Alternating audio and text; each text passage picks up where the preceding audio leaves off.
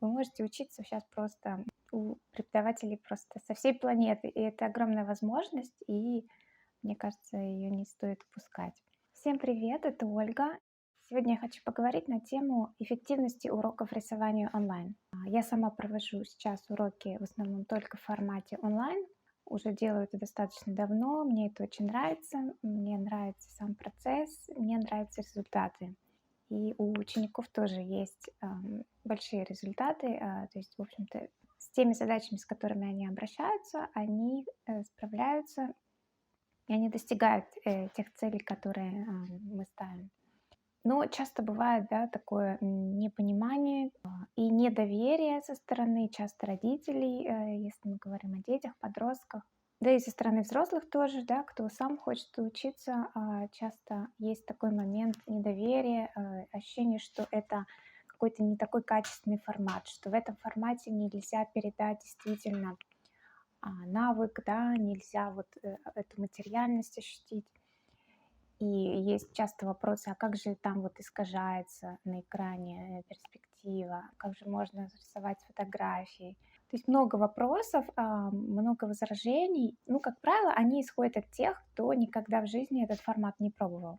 То есть, конечно, да, в идеале это прекрасно сидеть рядом с художником и рисовать бок о бок, да, и иметь человека рядом с собой, который вам объяснит, подскажет вот здесь же. Ну, в реальности, да, это становится все более и более сложным, потому что, во-первых, ваш тогда поиск, да, ограничен, поиск репетитора, поиск преподавателя очень сильно ограничен. Ограничен локацией, вашим городом, и не только городом, вашим районом. Если вы живете в большом городе, вам не хочется ехать очень далеко.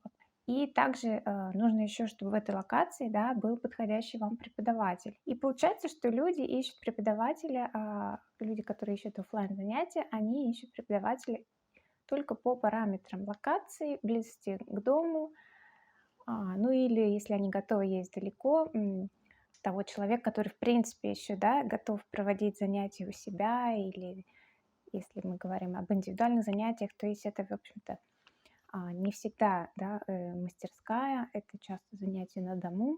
И здесь вот поиск, он очень-очень сильно сужается.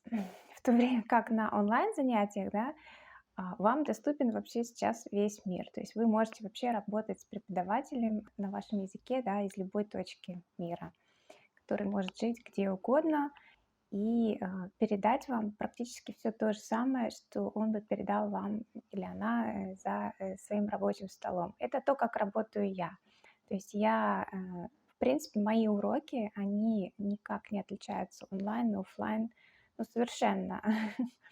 Кроме того, что, да, если человек приходит ко мне, да, мне надо его там посадить. Но, в принципе, все объяснения я буду давать голосом или на полях работы. И, в общем-то, когда мы работаем онлайн, происходит все то же самое. Я даю объяснение текстом, я показываю какие-то картинки, референсы, видео, я показываю, да, какие-то примеры из искусства, художников даю. Мне не нужно рисовать на работе, то есть вот этот принцип, он абсолютно, я считаю, излишний вообще, в принципе, на любых занятиях. Вот это, как это было в моем тоже детстве, я помню, садился преподаватель в художественной школе и мог там молча что-то рисовать на моей работе. Сейчас, мне кажется, это просто абсурдом. Влезать в чужую работу, чужой рукой, зачем, если можно все объяснить, да, и показать. Конечно, выбор, да, каждого, как заниматься, но отказываться от этого формата именно в силу какой-то неэффективности, ну, это просто отговорка, это просто привычка, да. То есть очень сложно даются некоторым, да, перемены и вообще людям, да, какие-то новые моменты новых технологий и что-то непривычное, что-то новое. И вот я заметила, почему-то именно в сфере искусства, в сфере изобразительного искусства оно происходит как-то медленнее. Что можно здесь посоветовать, да, если вы все еще боитесь? Просто надо попробовать. И надо пробовать с разными людьми. То есть это та сфера, где будет очень сильно все зависеть от человека. Все сейчас проводят немножко по-разному. Вот именно если я сейчас буду брать сферу, да не только даже сферу рисования, искусства, а даже сферу языков, да, все по-разному онлайн преподаватели, они проводят уроки по-разному. и кому-то подходит одно, кому-то подходит другое. То здесь просто надо пробовать. Как правило, всегда есть какие-то бесплатные пробные тестовые занятия, где вы можете просто посмотреть, как вам с этим человеком, и главное, что у вас получается. Суть в том, что да, результаты, они все равно есть. И к экзаменам можно готовиться, и самое интересное, что сейчас и экзамены очень часто уже в вузах проходят тоже в формате онлайн, когда человек сидит, да, и потом просто под камерой рисует и отправляет потом свои результаты там по почте. И поэтому не надо бояться этого формата, надо просто попробовать и смотреть, да, смотреть по результатам, смотреть, насколько у вас контакт с этим человеком, как и в любых других занятиях.